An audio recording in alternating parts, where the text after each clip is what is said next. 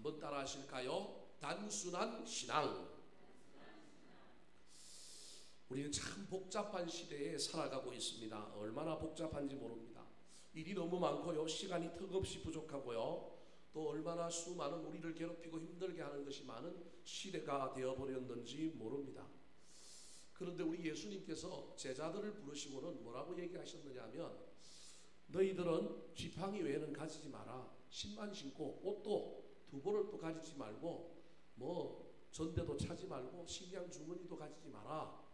그렇게 이야기하셨을 뿐만 아니라 자기 자신을 위하여는 또 뭐라고 얘기했느냐 하면, 인자는 뭐 둘 곳이 없다고요? 머리 둘 곳이 없다. 그렇게 말씀하셨습니다. 이 말을 우리가 그대로 받아들이고 우리도 전부 산에 들어가서 자연인이 되고요, 우리도 옛날에 이스라엘에 있었던 사막의 교부들처럼, 사막의 염성가들처럼 사막으로 들어가서 고요한 곳에 가서 그냥 그렇게 살아야 될까요? 이 사순절에 우리 주님께서 저와 여러분에게 요구하고 있는 것은 초점을 맞추라는 겁니다. 그 초점을 맞추는 의미가 오늘 설교의 제목인 단순한 신앙입니다. 좀 머리가 복잡할 때, 문제가 해결되지 않을 때는 단순해질 필요가 있습니다. 은혜를 받으려고 하면 단순해야 합니다. 오늘 사도 바울은 오늘 본문 말씀에서 달리기 선수를 예를 들면서 이야기합니다. 달리기 선수는 뭐만 바라보느냐 하면 표대만 바라보고 달려갑니다. 상 받을 생각만 하면 갑니다. 옆에서 누가 나를 보고 있는지, 내 옆에 선수가 누군지, 내 패션이 지금 사람들에게 어떻게 보일지 전혀 상관없이 오로지 목표를 바라보고 단순함으로 달려갑니다. 이 사순절은 저와 여러분 좀 심플 라이프를 살아야 합니다. 왜 심플 라이프를 살아야 할까요? 그것을 통하여 좀 걷어낼 것 걷어내고 초점을 맞추기 위함이지, 심플 라이프가 우리의 목적은 아니에요. 그 심플 라이프를 통하여 내가 좀 더 주님께 집중하고, 내가 좀 더 주님을 바라보고, 내가 좀 더 주님께 가까이 가고자 하는 수단이 심플 라이프일 뿐입니다. 사랑하는 성도 여러분, 복잡한 시대 속에서 저와 여러분이 복잡하게 살아갈 때 1년 내내 그렇게 살 수는 없지만, 이번 주부터 시작하여 여러분 고난주간 특별 새벽 기도가 시작되고 사순절의 하이라이트 마지막을 향하여 달려갈 때 저와 여러분이 좀 초점이 분명해졌으면 좋겠습니다. 좀 바라볼 건 좀 바라보고 버릴 건 좀 버리고 우리가 명확한 신앙의 핵심을 붙들었으면 좋겠습니다. 오늘 본문 말씀은 대단히 성취지향적이고 소유중심의 복잡한 삶을 살았던 사도 바울이 예수를 믿고 자기가 어떤 단순한 신앙생활, 단순한 삶을 살았는지에 대하여 우리에게 교훈하고 있습니다. 이 말씀을 붙들고 저와 여러분이 때로는 복잡해질 때, 때로는 문제가 있을 때, 특별히 사순절과 같은 이런 저와 여러분에게 하나님께서 은혜를 주시는 이 시간에 우리가 다시 한번 단순한 신앙으로 돌아가서 내가 믿는 것이 무엇인지, 내가 바라보아야 할 것이 무엇인지, 내가 궁극적으로 추구해야 될 것이 무엇인지를 깨닫고 그것을 향하여 도전하며 달려가는 저와 여러분 되시기를 예수님의 이름으로 축원합니다. 자, 그렇다면 오늘 본문에서 사도 바울이 말하는 신앙의 단순한 신앙은 무엇일까요? 첫 번째로 따라 하시겠습니다. 내려놓는 삶입니다. 예, 유명한 몽골의 선교사로 갔던 이용규라고 하신 분, 이분이 유명한 대학을 나오고요, 유명한 분이란 말이에요. 그런데 예수 믿고 은혜를 받아서 모든 것을 내려놓고 몽골로 가서 선교사 삶을 살았단 말이에요. 이분이 몽골에서 돌아오더니만 또 책을 냈어요. 무슨 책을 냈어요? 더 내려놓음이래요. 그래서 우리가 예수를 믿는 우리가 따라가는 우리가 이게 힘이 드는 거예요. 내려놓는 것도 힘든데 그분은 다시 갔다 오더니만 뭐라고 얘기해요? 더 내려놓는다라는 거예요. 여러분, 왜 내려놓아야 할까요? 우리한테 무거운 것이 있기 때문에 그렇습니다. 무거우면 달려가기가 힘듭니다.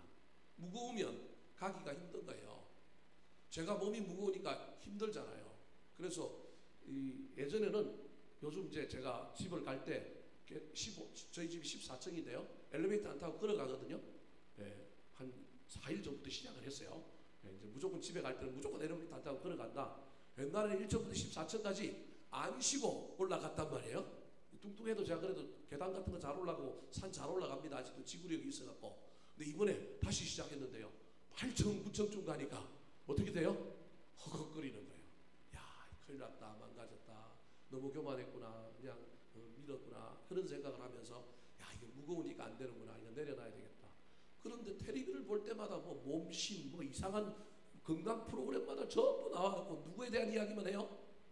저한테 대한 이야기만 하는 것 같은 거예요. 맨날 뭐가 나쁘고 뭐가 어떻다 그러니까 걱정이 되는 거예요. 제 목숨에 대한 걱정도 있지만 남겨진 가족, 이 목사가 교회를 또 담임하고 가다가 건강을 잃게 되면 교회가 혼란스러워지고 교회가 힘들게 되는데 아, 이거 큰일 났다, 건강 돌봐야 되겠다, 그런 생각을 많이 하게 되었습니다. 여러분, 무거운 것은 좋지 않습니다. 감정의 무거움도, 저와 여러분의 삶의 무거움도 가능하면 좀 가볍게 하려고 애를 써야 합니다. 오늘 본문에 보면 사도 바울은 많은 것을 가졌던 사람임을 우리에게 소개하고 있습니다. 1절부터 6절에 그가 많이 가졌던 것들을 이야기할 뿐만 아니라 다른 성경에 보면 수없이 많은 것들을 가졌던 사람인데 그가 그 모든 것을 이제는 버리게 되었다고 이야기합니다. 7절, 8절 같이 한번 읽어볼까요? 시작. 그러나 무엇이든지 내게 유익하던 것을 내가 그리스도를 위하여 다 해로 여길 뿐더러 또한 모든 것을 해로 여김은 내 주 그리스도 예수를 아는 지식이 가장 고상하기 때문이라.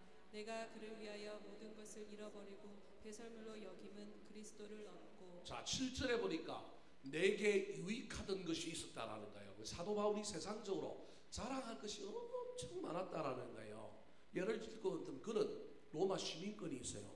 그리고 학문적으로 치면 오늘날 서울대학에다가 서울대 대학원을 나오는 가말리엘이라고 하는 그 당시에 가장 유명한 율법학자가 있는데 그 율법학자의 수제자였단 말이에요. 그러니까 얼마나 이 사람이 율법적으로도 대단한지 몰라요. 뿐만 아니라 이 율법적, 즉 전통에만 뛰어난 사람이 아니라 로마 시민권을 갖고 있으니 세계적인 인재란 말이에요.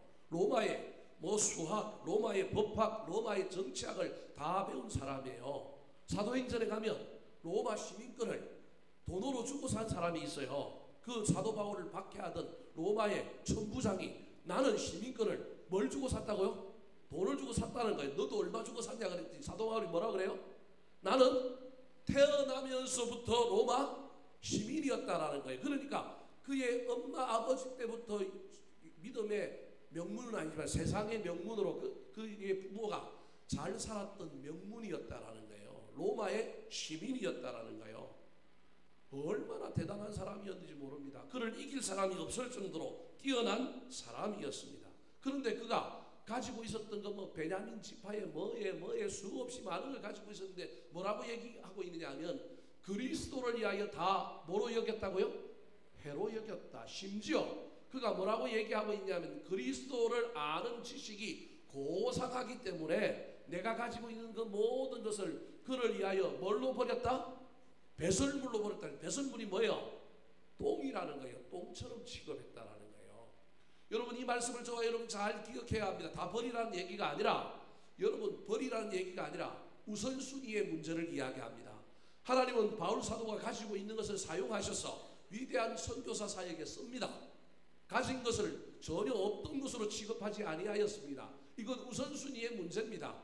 하나님을 아는 것, 예수 그리스도를 아는 걸 우선순위로 두니 주님 앞에 가니 그가 가지고 있던 것이 자랑할 것이 없더라. 그래서 배설물처럼 하찮게 여기고 내려놓았더니 나중에 하나님이 그 내려놓은 것을 높이셔서 사용해 주셨다라는 거예요.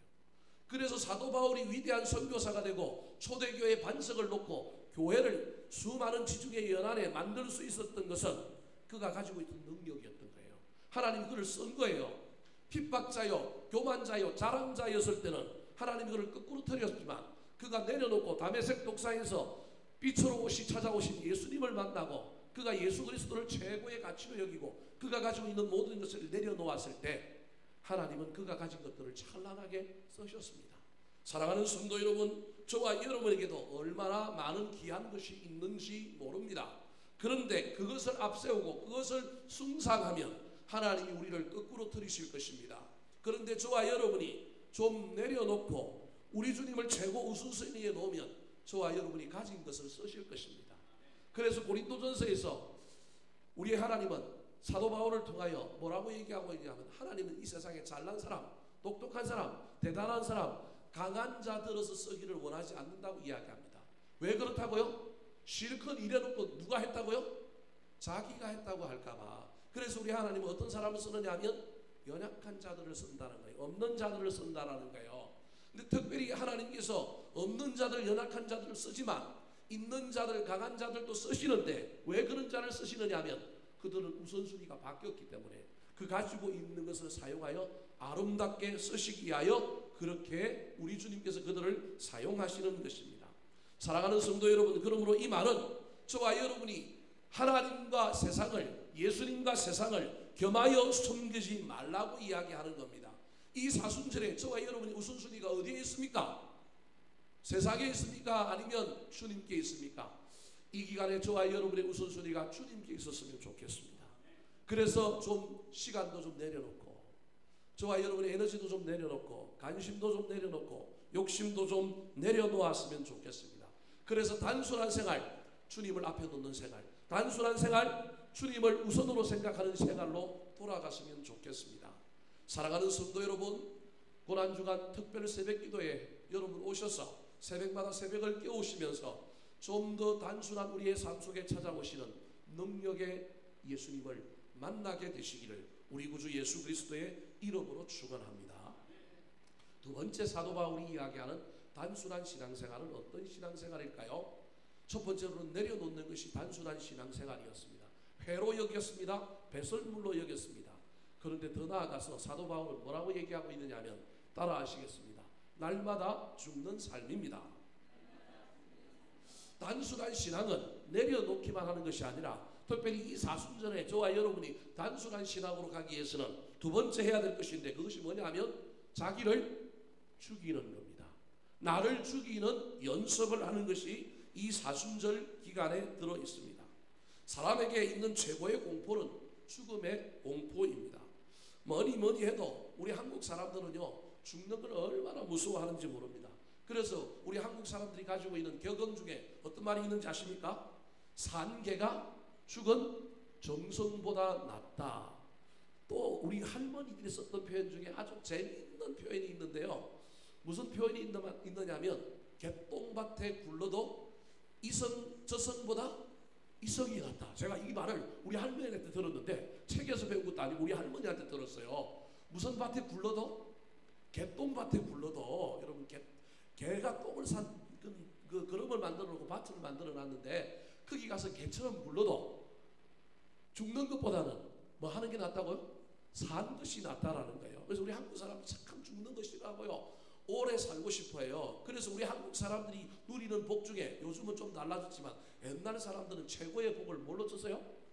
장수를 최고의 복으로 썼어요. 요즘은 이제 제가 보기 물질, 부귀 뭐 이런 게 재물 뭐 이런 것이 제일 앞에 오르는지 모르겠지만 옛날 우리 조상들은 우리 민족의 최고의 복은 뭐냐 하면 뭐 하는 건지 아니면 오래 사는 거예요. 그래서 죄송합니다. 어르신들 이런 말까지 했어요. 벽에 뭐 할 때까지 산다고요? 네. 이거 요즘 같으면 이게 이상한 이야기지만요. 얼마나 이 죽음에 대한 공포와 오래 살고 싶은 욕망이 있는지 벽에 똥칠할 때까지 산다 할 정도로 우리 한국 사람들은 이 사는 것에 대한 엄청난 열망이 있었습니다. 죽으면 아무리 건세가 많은 정석이라 할지라도 소용이 없다라고 하는 허무가 우리에게 깔려 있는 것입니다. 그러나 사람이 어떤 믿음을 가졌나에 따라서 죽음을 대하는 사생관이 달라집니다. 예수 믿으면 저와 여러분이 뭐가 달라져야 되냐면 많은 것이 달라지지만 저와 여러분이 달라져야 할 것 중에 반드시 진정으로 예수 믿는다 하면 통과해야 될 것인데 그게 뭐냐 하면 죽음에 대한 생각이 달라져야 합니다. 사생관이 달라져야 합니다. 요걸 극복하지 못하면 저와 여러분의 믿음이 조금 지금 통과해야 될 단계가 많은 거예요. 이 사생관의 문제가 기독교의 핵심입니다. 왜냐하면 우리 죽으면 어디 가요? 천국 가는 거예요. 그래서 이하여대 총장이었던 김한란 박사는 뭐라고 얘기했어요? 내 죽음 때 뭐 하지 말라고요? 울지 마라. 소복 잊지 말고 뭐 하라고요? 노래하랬대요. 그래서 이하여대에 강당에서 김한란 박사 장례식을 치르는데요. 전부 그 가르치는 제자들이 와서 노래 부르고 축제하고 그렇게 보냈어요. 그때 유림에 저기 경상도 쪽에 있는 풍기부터 시작해서 저 영주의 안동에 있던 유림의 사람들이 올라와서 대보했어요. 뭐라고 대보했는지 알아요? 천인공노할 저런 사람들이 어딨냐. 사람이 죽었는데 울지도 않고 뭐 한다고요? 웃는다고요. 여러분, 어떤 사람은 죽음 앞에서 울지만 어떤 사람은 죽음 앞에서 우리가 감정을 가지고 있기 때문에 울 수밖에 없는 존재이지만, 때로는 그 죽음에서 울지 않고 뭐 하느냐 하면 기쁨을 보고 천국을 보고 아름다운 것을 볼 수만 있다면 그게 얼마나 멋진 일인지 모릅니다. 우리가 연약하기 때문에 아직 그 단계까지는 못 나갔을지라도 머지않은 날에 저와 여러분의 삶에 이 사생간의 변화가 오게 되기를 축원합니다. 우리나라 시인 중에 아주 천재 시인이 한 사람이 있었어요. 그 사람이 누구냐면 천상병이라고 하는 시인인데요. 이 사람이 기천이라고 하는 시를 썼어요. 기천이 뭐예요? 어디로 돌아간다는 거예요? 하늘로 돌아간다는 거예요. 그래서 그 사람이 옛날에 살았던 집이 있어요. 그 집에 가서 옥상에 올라가서 루프탑에 올라가서 저 서울 시내를 내려다보면 어디가 보이냐면 하늘이 딱 보이면서 야, 이 사람이 여기서 이런 시를 쓸 수밖에 없었구나 하는 걸 많은 사람들이 그 천상병 시인이 살았던 곳을 가보면 알게 되는 거예요. 제가 한번 읽어볼까요? 나 하늘로 돌아가리라. 새벽빛 와 닿으면 쓰러지는 이슬 더불어 손에 손을 잡고 나 하늘로 돌아가리라. 노을빛 함께 단둘이서 기슭에서 놀다가 구름 손짓하면 나 하늘로 돌아가리라. 아름다운 이 세상 소풍 끝내는 날 가서 아름다웠다고 말하리라. 이 사람은 죽음을 두려워해요, 안 해요? 안 해요. 지금 살고 있는 삶을 뭐라고 표현해요? 소풍이래요, 소풍. 지금 자기가 뭐하러 나왔다고요? 소풍 왔다가 죽음을 뭐라고 얘기해요? 집에 돌아가는 것이라고 이야기하고 있는 거예요. 야, 저 사람이 예수를 믿는지 안 믿는지 잘 모르는데 책을 아무리 찾아봐도 예수 믿었다는 얘기는 아직은 없어요. 근데 저 사람이 기가 막히다. 어떻게 저런 엄청난 저런 삶을 살았을까? 많은 생각을 하게 되었습니다. 여러분, 천상병 시인보다 못한 우리 그리스도인들이 되지는 말아야 하지 않겠습니까? 여러분, 이 놀라운 비결, 우리가 사생간을 다르게 하고 통과할 수 있는 비결이 있는데, 저와 여러분이 삶의 현장에서 날마다 나를 뭐 하는 거라고요? 죽이는 연습을 하면 됩니다. 저와 여러분이 날마다 삶의 현장에서 내가 못 죽은 거예요. 내가 죽어보지 못했기 때문에 뭐가 두려운 거예요? 죽음이 두려운 거예요.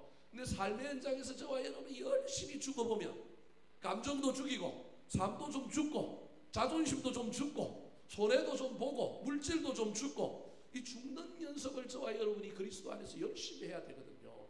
그런데 죽는다고 죽는 게 아니고요. 우리 그리스도인들은 죽음 이후에 뭐가 있어요? 부활이 있잖아요. 십자가 이후에 뭐가 있어요? 부활이 있다니까요. 그 저 천국에 갈 때만 일어나는 것이 아니라 저와 여러분의 삶의 현장에서도 주님이 동일하게 주는 놀라운 은혜인데, 오늘날 한국의 그런 시도인들은 십자가도 안 지는 거예요. 죽지도 못하는 거예요. 그러니까 뭐도 못 경험해요. 사실은 부활도 못 경험하다가 가는 거예요. 그래서 내세의 부활 정도만 믿고 그냥 이 땅에서 사는 겁니다. 사랑하는 성도 여러분, 단순한 신앙은 다른 게 아닙니다. 특별히 이 사순절 기간에 딴 데는 몰라도 이때 누가 내 감정을 후벼 팔고 누가 나를 좀 슬프게 하고 누가 나를 좀 힘들게 해도 저와 여러분이 뭐 하자고요? 죽자고요. 목사가 강단에서 죽자 그러니까 기분이 좀 묘하죠. 여러분 좀 죽읍시다. 사도 바울이 지금 그 얘기를 하는 거예요. 우리가 죽는다고 죽는 게 아니라 내가 죽음으로 예수 그리스도처럼 내가 뭐 할 수 있다? 부활할 수 있다. 신앙은 단순하다는 거예요. 예수님이 목숨을 얻고자 하면 뭐 한다고요? 이럴 것이요. 목숨을 잃고자 하면 얻을 것이다. 이게 예수님의 이야기였다라는 거예요. 이 속에 놀라운 진리가 있는데 우리가 한 번도 자존심 상해보고 손해보고 죽어보고 감정도 상해보고 이런 일들을 경험하지 못한 겁니다.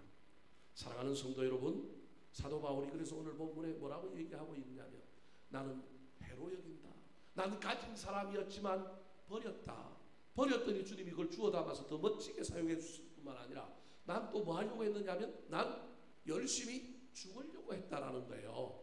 실제로 사도 바울이 전도하다가 죽을 뻔한 고비를 얼마나 많이 넘긴지 모릅니다. 특별히 더베라고 하는 곳에서는 실제로 돌에 맞아서 어떻게 해요? 거의 죽을 뻔한 거예요. 그 죽었다고 얘기해요. 그런데 살아난 거예요. 그래서 사람들이 뭐라고 얘기해요? 신이라 그런단 말이에요. 멜리드라고 하는 섬에 가서는 독사에게 물려서 어떻게 해요? 죽을 줄 아는데 안 죽고 살아나잖아요. 배에서 파선할 뻔한 놀라운 일이 있었죠. 불의 위험, 물의 위험, 뭐 40에 하나 감한 매를 맞았고요. 수많은 고통을 당하였지만 사도 바울은 살았다라는 거예요. 죽음을 경험한, 죽음을 넘어서 본 경험이 사도 바울에게 있었던 거예요. 그래서 지금 사도 바울이 빌립보 교회 교인들을 향하여 지금 뭐라고 얘기하냐면 난 해로 여겼다, 버렸다, 내려놓았다. 너희들도 내려놓을 뿐만 아니라 날마다 너희들 삶에서 죽으려고 애를 써라. 그런데 죽는 것이 목적이 아니라 뭐 하는 것이 목적이냐면 부활하는 것이 목적이라는 것입니다. 10절 11절 말씀 같이 한번 읽어볼까요? 시작. 내가 그리스도와 그 부활의 권능과 그 고난에 참여함을 알고자 하여 그의 죽으심을 본받아 어떻게 해서든지 죽은 자 가운데서 부활에 이르려 하노니 내가 그리스도와 그 부활의 권능과 그 고난에 참여함을 알고자 하여 그의 죽으심을 본받아 나도 죽었다라는 거예요. 감정적으로 죽고요, 삶의 현장에서 죽고요, 실제로 물리적인 차원에서 죽을 뻔한 여러 번 고비를 넘겼다라는 거예요. 그랬더니 어떻게 해서든지 죽은 자 가운데서 부활에 이르려 하노라. 그의 삶에 죽음을 넘어서 고난을 넘어서 십자가를 넘어서 놀라운 부활을 경험했다라는 거예요. 이 놀라운 진리를 그가 고린도 교회 교인들을 향하여는 더 명확하게 설명하고 있습니다. 고린도전서 15장 31절 말씀 같이 한번 읽어볼까요? 시작. 형제들아 내가 그리스도 예수 우리 주 안에서 가진 바 너희에 대한 나의 자랑을 두고 단언하노니 나는 날마다 죽노라.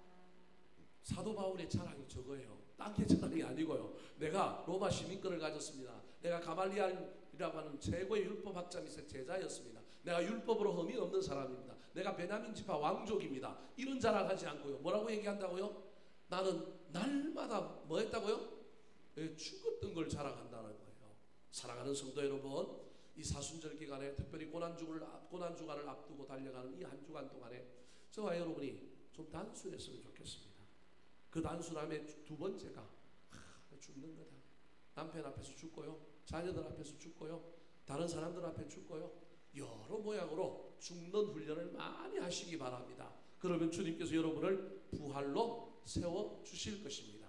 그 놀라운 은혜가 저와 여러분의 이 한 주간 동안에 펼쳐지게 되시기를 예수님의 이름으로 축원합니다. 마지막으로 단순한 신앙은 어떤 신앙일까요? 사도 바울이 말했던 단순한 신앙은 첫 번째로는 내려놓는 거예요. 가졌지만 포기하는 거예요. 배설물로 여겼어요. 회로 여겼어요. 그랬더니 주님께서 그걸 전부 버린 것을 다 주워 담아가지고 사도 바울을 통하여 꽃이 활짝 피게 해주셨어요. 뿐만 아니라 사도 바울은 죽는 연습을 했던 사람입니다. 죽였더니 하나님이 그를 살려주셨어요. 세 번째입니다. 따라 하시겠습니다. 표대를 향하여 달려가는 삶입니다. 그는 표대가 있었습니다. 물론 그의 표대가 무엇인가에 대해서 여러 성경학자들의 관점에 따라서 다르겠지만 그는 예수 그리스도를 전하는 표대가 있었습니다. 그 표대를 향하여 그는 어떤 삶을 살았느냐 하면 달려가는 삶을 살았습니다. 12절 13절 같이 한번 읽어볼까요? 시작. 내가 이미 얻었다 함도 아니요 온전히 이루었다 함도 아니라 오직 내가 그리스도 예수께 잡힌 바 된 그것을 잡으려고 달려가노라.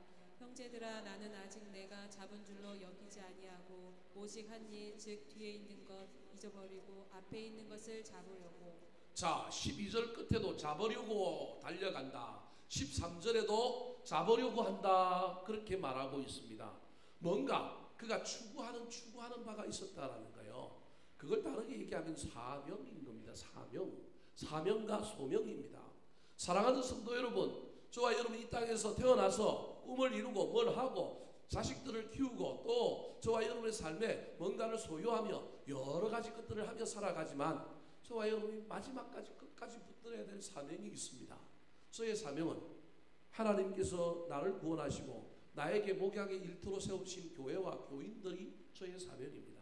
그래서 마지막까지 저는 교회를 위하여 제 인생을 사용해야지 교회가 내 인생의 뒷받침이 되고 교회가 내 인생에 뭐가 되면 제 목표는 가짜인 거죠. 사명을 잃어버린 거예요.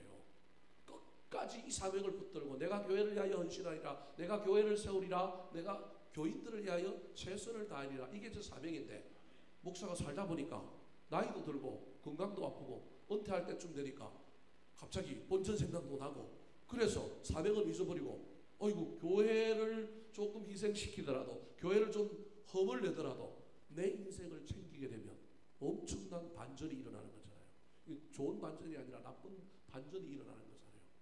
헷갈릴 수 있다니까요, 여러분. 한국의 수많은 목사님들이요, 나빠서 그런 게 아니라 한국의 수많은 목사님들이 열심히 달려가다가 이런 현상에 빠져요. 표대가 무엇인지를 모르고 가는 거예요. 한 인간이요, 한 가정의 가장이요, 자기도 자기 나름대로의 마지막 인생이 있으니 은퇴 이후에 교인들이 목사의 삶을 책임져 줄까요? 담임 목사 바뀌어봐요. 찾아올까요?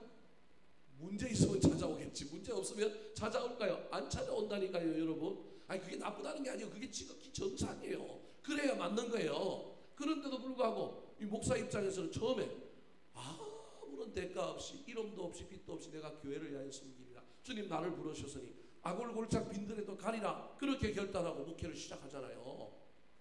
그런데 살다 보니까요, 뭐가 문제가 자꾸 생기는 거예요. 표대를 잊어버리는 거예요. 그래서 사도 바울이 위대한 이유가 여기 있는 거예요. 사도 바울이 지금 끝까지 이야기하는 것이 뭐라고 하냐면, 심지어 감옥에 가 있으면서, 이 빌립보서가 감옥에서 쓴 편지란 말이에요. 옥중서신이란 말이에요. 감옥에 있으면서도 그는 뭐라고 얘기하고 있냐면, 나 이거 포기 안 한다. 난 끝까지 표대를 향하여 내 사명을 붙들기 위하여 달려간다. 그렇게 말하고 있는 것입니다. 달려가려면 가벼워야 합니다. 달려가려면 절제해야 합니다. 달려가려면 저와 여러분이 인내해야 합니다. 고린도전서 9장 25절 말씀입니다. 같이 한번 읽어볼까요? 시작. 이기기를 다투는 자마다 모든 일에 절제하나니 그들은 썩을 승리자의 관을 얻고자 하되 우리는 썩지 아니할 것을 얻고자 하노라. 절제가 없으면 안 되는 거예요. 여러분, 오직 성령의 열매는 사랑과 희락과 화평과 온유와 그 다음에 뭐예요? 충성과 자비와 양선과 그 다음에 뭐예요? 오래 참음과 뭐가 나와요? 그 다음에 양선, 절제, 그죠? 성령의 9가지 열매 중에 뭐가 있어요? 절제가 있단 말이에요. 절제가. 저와 여러분의 삶 속에 이 성령의 충만함이 사라지게 되면 이 절제가 사라지는 거예요. 이 절제를 단순히 만지가지는 욕심으로만 생각하면 안 됩니다. 이 절제가 저와 여러분에게 우리가 붙들고 달려가야 할 사명을 잃어버리게 만드는 중요한 욕심을 제어해주는 아름다운 성령의 열매라고 하는 사실을 기억해야 합니다. 저와 여러분에게 이 절제가 없으면 사명을 잊어버리고 표대를 향하여 달려가지 못하고 엉뚱한 길로 가게 됩니다. 사람은 가다 보면 자꾸 뭐가 생기게 마련입니다. 우리 집도 그렇지만 여러분 집에 제일 많은 게 뭘까요? 비닐봉다리. 아니, 여러분 집은 안 그래요? 그 다음에 또 뭐가 많을까요? 종이 가방. 아니, 안 그래요? 우리 집만 그래요? 그래서 저는 가능하면 종이 가방 비닐 봉다리 버리려고 애를 씁니다. 우리 집 사람만 없으면 살짝 해갖고 싹 버려버려요. 네, 버려버려요. 왜냐하면 그거 놔두면 어떻게 될까요? 이 종이 가방 같은 경우에는 썰무가 있을까봐 계속 놔두는데요, 이게 계속 쌓이고 마는 거예요. 그래서 저는 적당하게 보다가 종이 가방 좀 쌓이면 탁탁 넣어갖고 탁 버려버려요. 버려버려도 또 종이 가방은 어떻게 해요? 또 생겨요. 우리나라는 이 박스 문화, 상자 문화가 얼마나 센지, 이게 종이 가방이 얼마나 많이 생기는지 모릅니다. 뭐가 필요하겠지, 나중에 쓰겠지 싶어서 이렇게 놔두면 문제가 생기는 것입니다. 사랑하는 성도 여러분, 저와 여러분이 잘 절제했으면 좋겠습니다. 저와 여러분이 신앙생활을 하고 예수를 믿다 보면 신앙의 영역에서도 사역의 영역에서도 덕지덕지 우리와 따라다니고 우리에게 붙어있는 수많은 것들이 있음을 봅니다.